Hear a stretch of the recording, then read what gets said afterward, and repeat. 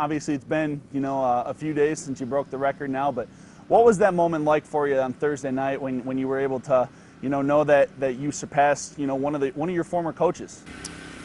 Well, to be honest, like when we got the last out, I was just thinking like any other win until Matt Williams, our pitching coach, kind of said congratulations, and it didn't really register until everybody else looked at me and were giving me hugs and kind of congratulating me, and then I said to myself, I was like, oh, it kind of happened, and obviously the number snuck up on me because I'm honestly not thinking about the number.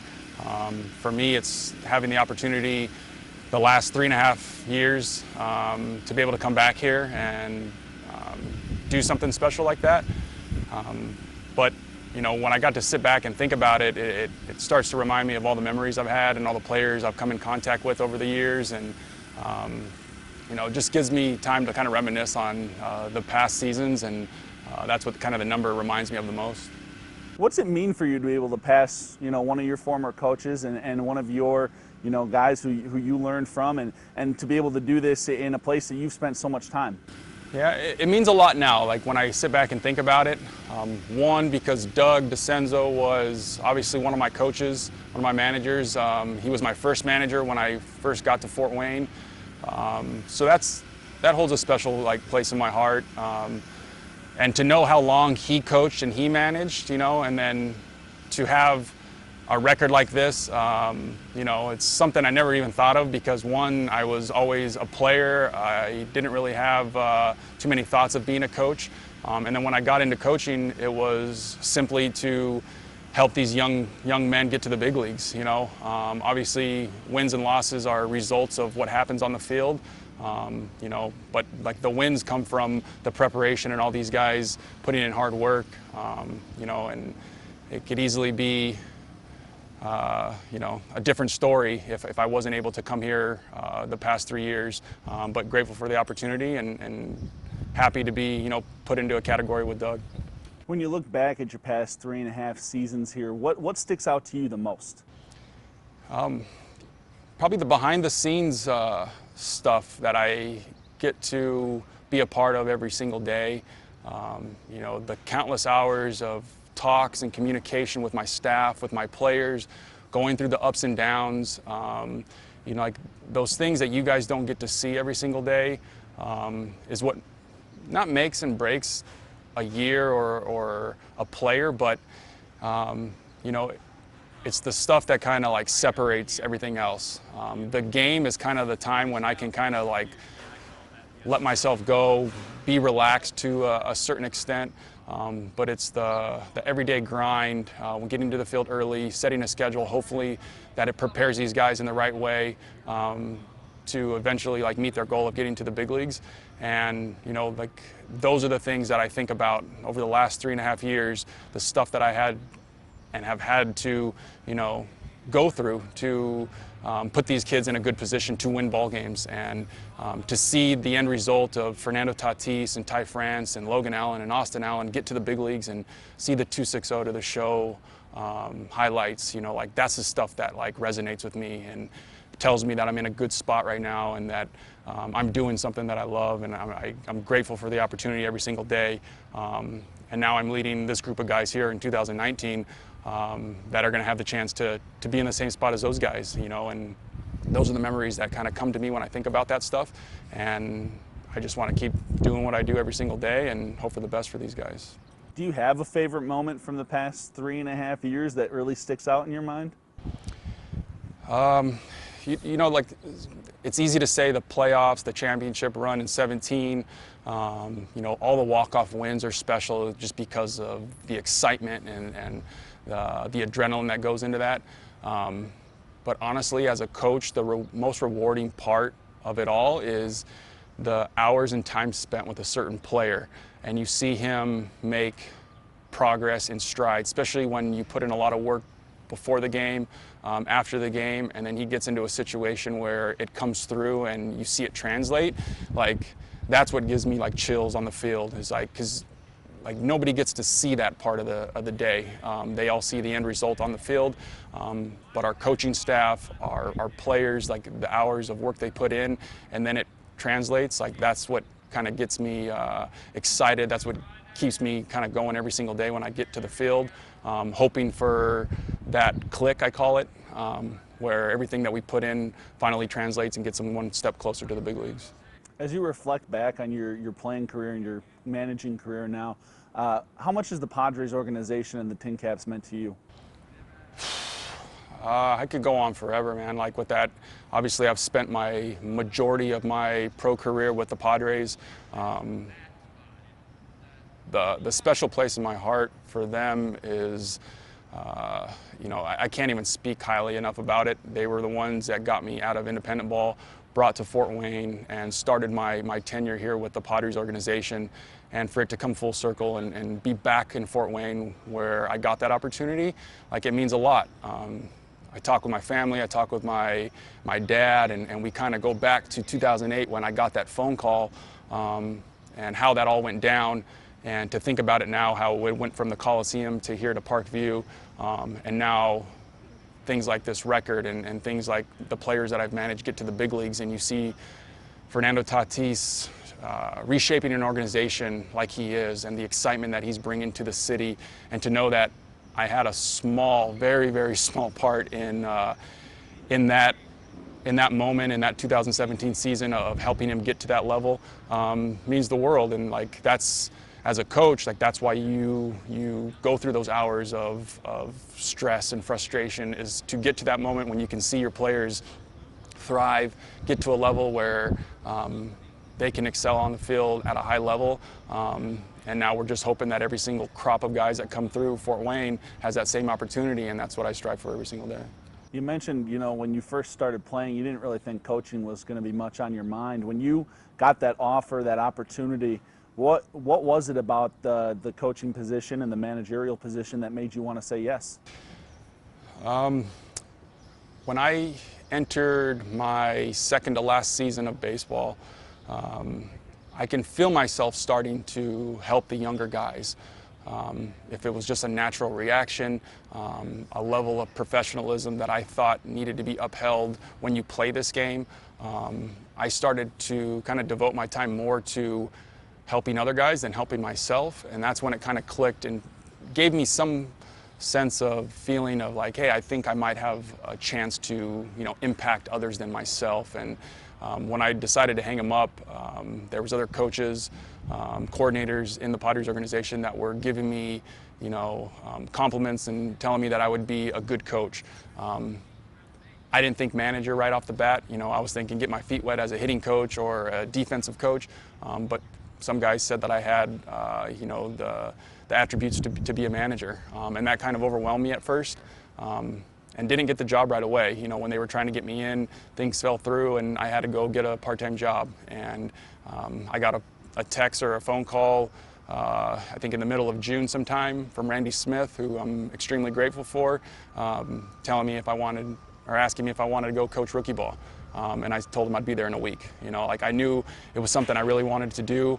And a week later, I was standing at third base at Tempe Diablo Stadium in Tempe, Arizona, coaching the 2014 rookie ball team, not having a clue of what to do, not knowing how to put together a schedule, how to talk to a player, just knowing that I wanted to help out.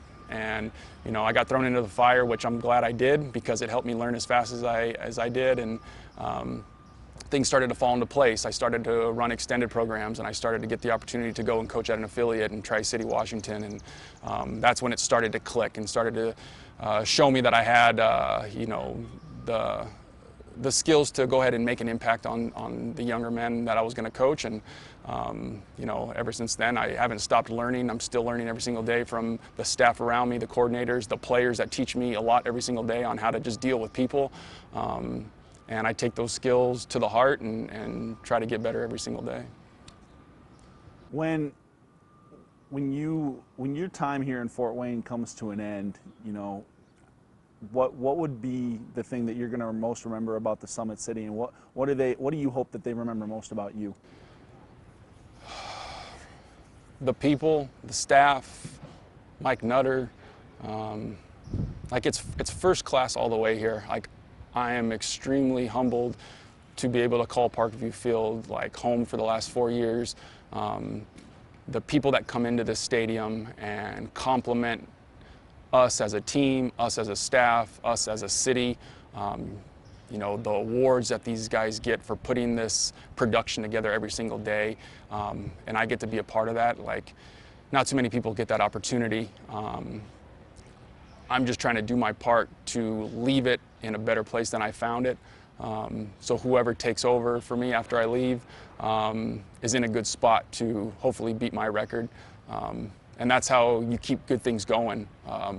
You know, you want to set the foundation for future success. I definitely don't want to keep this record. I hope it gets broke right away in the next 4 years when whoever takes over, because that tells me that Parkview and Fort Wayne are continuing to do good things.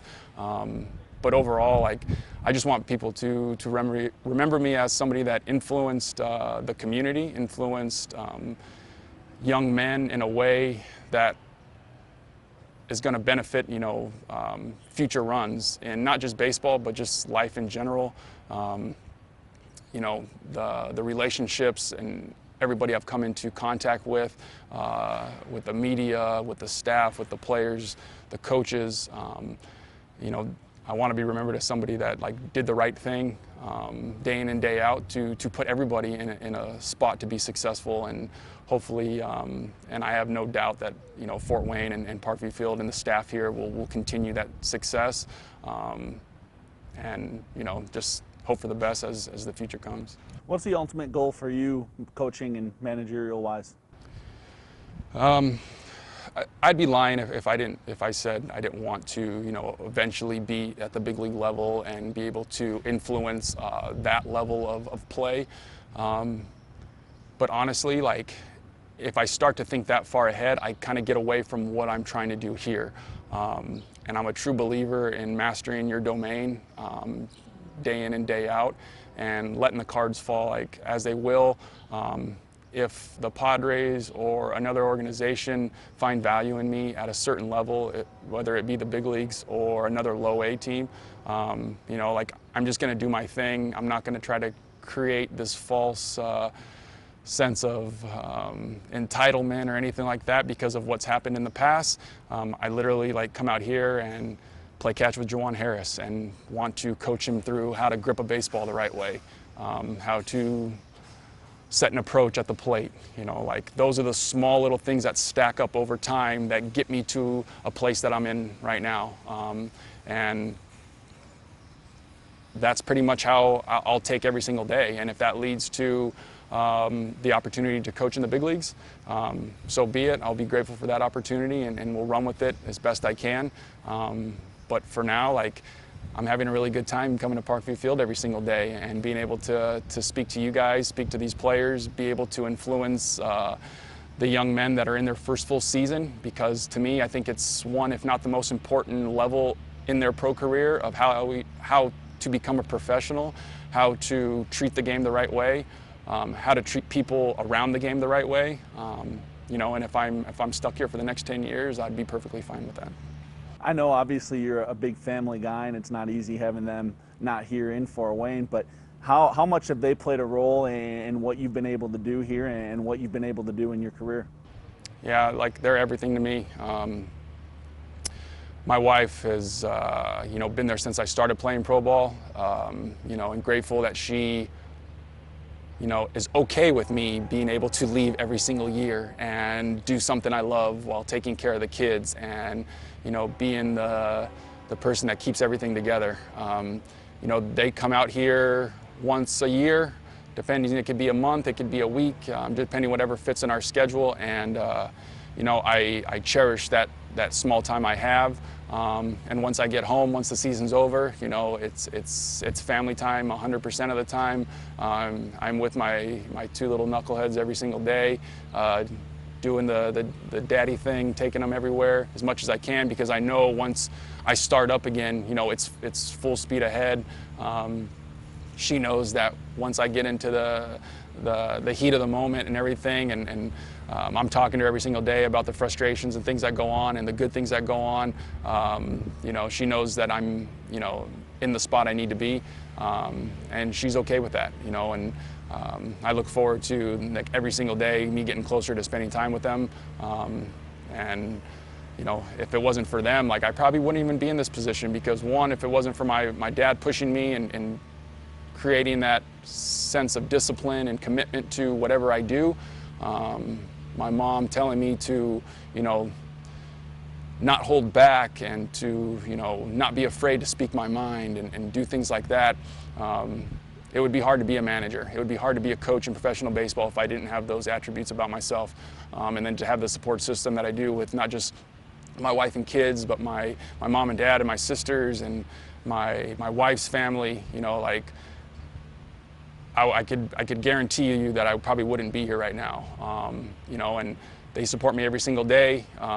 They're as happy as can be when things like this happen, and I get recognized for things and rewards and records. But, like, ultimately, it's me doing the right thing every single day to teach my kids how to do the right things, and hopefully, you know, put them in a good spot to be successful in this life. You look like you can still go out there and play a little bit of baseball too. Do you enjoy getting to be able to go out here and throw the ball around and maybe hit the ball around a little bit and maybe show the kids, hey, I can do this stuff too? Yeah, of course. Like, I grew up a competitor, you know. There's days when I want to kind of put myself out there and show them what I can do. Obviously, my reaction time and you know, speed is not the same as it was before. But yeah, like, it all connects together. You know, if I can be disciplined with myself, if I can be disciplined with my actions, like, I think that's the first thing you need to do if you want to be able to lead somebody, is to lead yourself. And, like, if I can keep myself as healthy as can be, in good shape, be able to have the energy to go out there every single day and put forth the effort to make these kids better, I think that's the first step in setting a good example. Because every single day somebody's coming to me on, like, what did I do when I played? Like, how did I work out? How did I eat? How did I play the game? You know, and I have to have the backing to be able to speak my mind and tell them the truth. And if I'm not living it a certain way, you know, it's hard for me to back that up. And it gives me motivation every single day to wake up and be disciplined with myself. And I think it's helped me tremendously on where I've gotten today with everything. Second half of the season here is already underway, 4 games in. You guys got a 7-game homestand coming up. What's got to be your mentality as you head into the second half of the season? You guys finished 33-35 in the first half and in 5th place, just out of a playoff spot. Yeah, the biggest thing going into any second half is cutting down the mistakes you made from the first half. You don't really coach the successes, you coach the failures, you coach the mistakes, and if we can minimize, you know, those mistakes that we made, you know, it puts us in a good spot. You know, the pitching staff is doing a great job of making adjustments in their preparation, in the games, hitter to hitter. You know, the relationships that are now built within our coaching staff, you know, the relationships that have been built now over the half of the season are starting to come forward onto the field. And like, that's usually the trend. Every year that I've been here, the trend has been pretty much the same. You go through your ups and downs in the first half. The second half usually is a lot smoother because of the things that have been built. And, you know, if we can cut down the mistakes, we can play fundamentally sound baseball, we can be competitive and out-energize, you know, the opposition, it gives us a good chance to win ball games and hopefully make the playoffs. And, you know, our preparation is the same, you know, in terms of energy. You know, that's my job to manage that and make sure these guys are as healthy as can be. You might cut back a little bit due to the heat and the travel and just the grind of a full season. But for the most part, the mentality, the mental toughness has to be there. When we get into August, like, that's when we truly see who we have as players and as an organization, the guys that will rise to the occasion and be able to grind out that last month. And I feel if we can do that stuff, you know, it puts us in a good spot to finish strong.